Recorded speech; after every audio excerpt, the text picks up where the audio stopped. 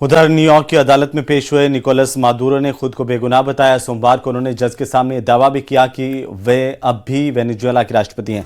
Maduro के वकील ने साफ किया कि वे फिलहाल जमानत की कोई मांग नहीं कर रहे। मादुरो और उनकी पत्नी सिलिया फ्लोरेज जेल की वर्दी और बेड़ियों में नजर आए। दोनों नार्को टेररिज्म और ड्रग्स तस्करी के सभी 4 आरोपों से सिरे से खारिज करते दिखाई दिए हैं।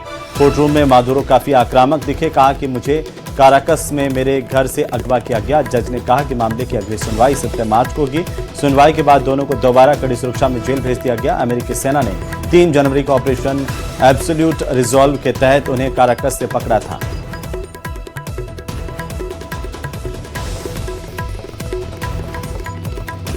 No nation in the world could achieve what America achieved. This was one of the most stunning, effective, and powerful displays of American military might and competence in American history. We're in charge. America ने युद्ध की आग भड़का दी है। Venezuela में भड़का युद्ध कई देशों को राख में मिला सकता है, क्योंकि अमेरिका ने वेनेजुएला पर जितना बारूद बरसाया है वो सिर्फ ट्रेलर है। ट्रंप कह रहे हैं कि ये शुरुआत है। अमेरिका एक एक दुश्मन का घमंड तोड़ेगा। जिसने भी ट्रंप की बात नहीं मानी उसे अब सुपर पावर नहीं छोड़ेगा। ट्रंप की हिट लिस्ट में फिलहाल टॉप 4 देश हैं। लैटिन अमेरिकी देश कोलंबिया, क्यूबा, मैक्सिको और अमेरिका के ही पड़ोसी ग्रीनलैंड पर ट्रंप ने मिलिट्री एक्शन की वार्निंग रिलीज कर दी है। Colombia is very sick too, run by a sick man who likes making cocaine and selling it to the United States, and he's not going to be doing it very long, let me tell you. Mexico has to get their act together because they're pouring through Mexico, and we're going to have to do something. It looks like it's ready to go. Trump ने सजा तय कर रखी है। जिन्हें सजा दी जानी है उन पर आरोप भी तय हैं। लेकिन जिन देशों में ट्रंप धमाका कर रहे हैं उनका सबसे बड़ा कसूर यही है कि जो वेनेजुएला के राष्ट्रपति निकोलस मादुरो का है, और वो है अमेरिका की नाफरमानी, ट्रंप से गुस्ताखी। ट्रंप सबसे ज्यादा जिस पर कुपित हैं वो है कोलंबिया। कोलंबिया को ट्रंप वेनेजुएला का मददगार मानते हैं। कोलंबिया में अगस्त 2022 से गुस्तावो पेट्रो राष्ट्रपति हैं। गुस्तावो कोलंबिया के पहले वामपंथी राष्ट्रपति कहे जाते हैं। गुस्तावो पेट्रो कोलंबिया में M19 गुरिल्ला आंदोलन से जुड़े रहे हैं। गुस्तावो पेट्रो को अमेरिका का कट्टर विरोधी नेता कहा जाता है। गुस्तावो की निकोलस मादुरो से अच्छी बनती है। दोनों एक दूसरे के हक में बयान देते हैं, जिसकी वजह से ट्रंप गुस्तावो से खफा रहते हैं। वेनेजुएला पर हमले से पहले 23 दिसंबर 2025 के दिन ट्रंप ने गुस्तावो को जानलेवा धमकी दी थी।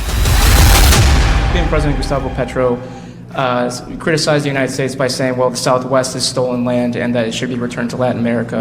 I just wanted to know what your response to that is. Well, he has to watch because, you know, he's got drug factories. They make cocaine in Colombia. And he's no friend of the United States. He's very bad guy. And he's got to watch his ass because he makes cocaine and they send it into the United States of America from Colombia. Trump दबदबा चाहते हैं। दक्षिण America महाद्वीप के सभी देशों पर नकेल डालना चाहते हैं। लेकिन गुस्तावो पेट्रो ने अमेरिका की धमकियों को कैरेबियन देशों पर कब्जे का प्लान बताया। पेट्रो बार बार ये आरोप लगा रहे हैं कि ड्रग तस्करी का बहाना बनाकर ट्रंप कई देशों में कठपुतली हुकूमत बनाना चाहते हैं।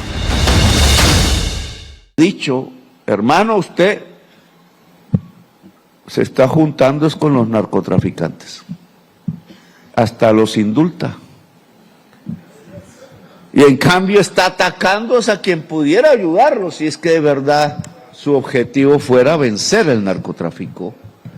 ¿Quiénes más conocemos del Caribe que nosotros mismos? ¿Quiénes más conocen de Colombia que los colombianos y las colombianas?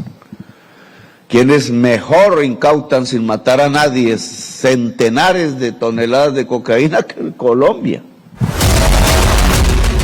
Trump के एंटी ड्रग वॉर पर शक जताने वाला दूसरा देश है क्यूबा, क्योंकि क्यूबा ने आरोप लगाया कि वेनेजुएला में अमेरिका के हमले के दौरान उसके 32 फाइटर की मौत हुई है। क्यूबा की सरकारी न्यूज एजेंसी प्रेंसा लैटिना के मुताबिक निकोलस मादुरो की सुरक्षा में लगे 32 लड़ाकों को अमेरिका ने मार डाला है। क्यूबा ने अपने सैनिकों के सम्मान में 2 दिन का राष्ट्रीय शोक भी रखा। अमेरिका ने साल 1960 से ही क्यूबा के खिलाफ बड़े पैमाने पर व्यापार प्रतिबंध लगा रखा है। लंबे समय तक अमेरिका और क्यूबा के बीच राजनयिक संबंध भी नहीं थे। क्यूबा में मिगुएज डियाज कैनेल की सरकार है, जिन्हें अमेरिका का कट्टर दुश्मन कहा जाता है। ट्रंप को यकीन है कि क्यूबा पर हमले की जरूरत नहीं पड़ेगी, क्योंकि वेनेजुएला से मिलने वाली आर्थिक मदद रोककर वो इस देश को बर्बाद कर डालेंगे। तो उत्तराखंड से इंसानियत को शर्मसार करने वाला एक सनसनीखेज मामला सामने आया। पुलिस ने एक ऐसे गिरोह पर कार्रवाई की जो मरे